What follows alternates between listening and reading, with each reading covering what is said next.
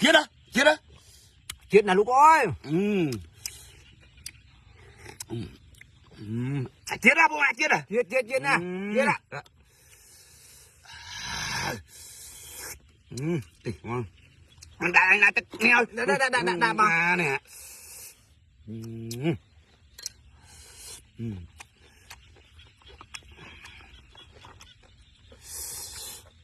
Như bông ôn này, thử nhé. Rồi nhung đặt cho chó này. Đặt mau hot bia. Đừng hot cho mau bia.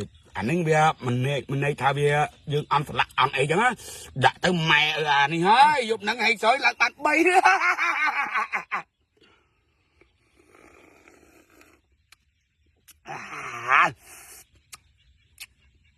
Em snail á. Đây mua dương đi mà mua sạch con cổ nò này. Bỏ pon sạch chu quá.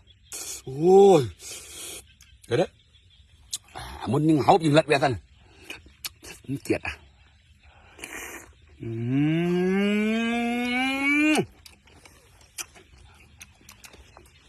Đặt cái tay luôn nữa.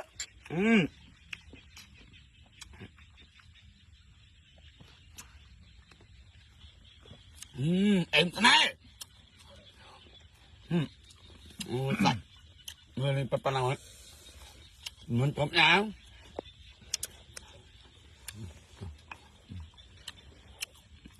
Ở tôi trên chuồn mơ bóng. Nó ra nè, cách con. Cách ra cả lắm trong thì một em mà đi. Trong tục tay thùng chết đó bông ôn. Chết.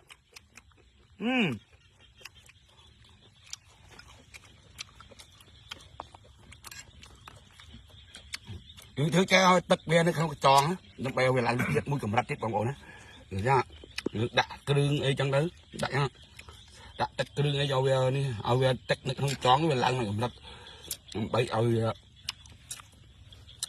ao về để thà về sắp chết cái đường không nữa. Hãy dừng hót kìa, mình hót ai bông ôn nữa, hót ai bông ôn nữa.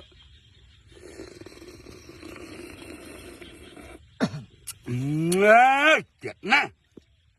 Chơi chết chẳng đi lúc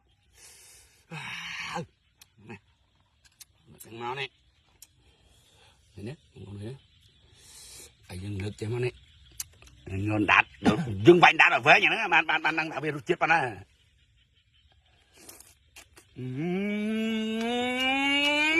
em nãy đó đi đặt tay máu chơi máu nè